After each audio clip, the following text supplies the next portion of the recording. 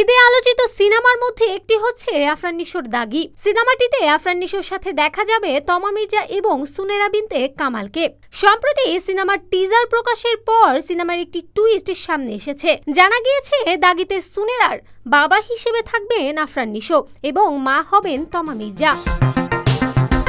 প্রথম সিনেমা মুক্তির প্রায় 2 বছর পর প্রেক্ষাগৃহে ফিরছেন আফরান নিশো। সম্প্রতি তার অভিনীত দ্বিতীয় সিনেমা দাগিয়ের টিজার প্রকাশিত হয়েছে, যেখানে 3টি ভিন্ন লুক ও পরিস্থিতিতে দেখা গিয়েছে এই জনপ্রিয় নায়ককে।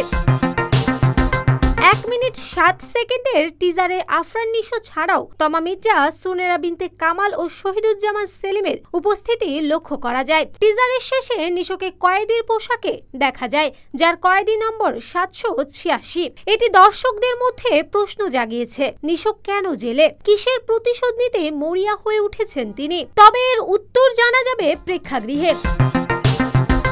এই সিনেমায় নিশো ও তমা মির্জা জুটি বেঁধে অভিনয় করেছেন, আর একটি গুরুত্বপূর্ণ চরিত্রে অভিনয় করেছেন সুনেরা বিনতে কামাল। তবে সিনেমার একাধিক ঘনিষ্ঠ সূত্র জানিয়েছে দাগিতে নিশো ও তমা মির্জার মেয়ে চরিত্রে দেখা যাবে সুনেরাকে। যদিও এই বিষয়টি নিয়ে কেউই বিস্তারিত কিছু জানাতে চাননি।